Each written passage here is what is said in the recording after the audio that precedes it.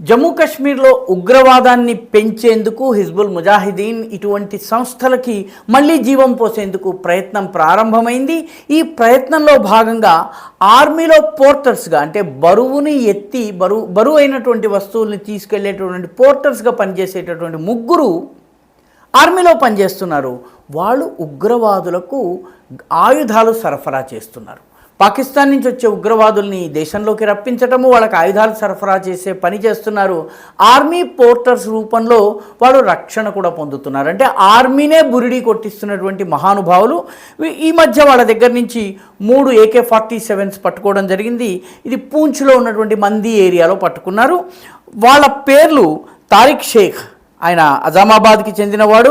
రెండవవాడు రియాజ్ అహ్మద్, మూడవవాడు మహమ్మద్ షఫీ, వీడు చంబర్ కినారీ గ్రామానికి చెందినవాళ్ళు. వీళ్ళందరూ 20 ఏళ్ల లోపు వయసున్న వాళ్ళు. వీళ్ళ దగ్గర నుంచి, వీళ్ళ కాకుండా కూడా అదనంగా కుప్వాడా నుంచి దాదాపు పెద్ద ఎత్తున ఆయుధాలు పట్టుబడ్డాయి. అదేవిధంగా మరికొన్ని AK-47s వేరువేరు చోట్ల నుంచి పట్టుబడ్డాయి. కాబట్టి కశ్మీరులో ఉగ్రవాదాన్ని పెంచే ప్రయత్నాలు కొనసాగుతున్నాయి.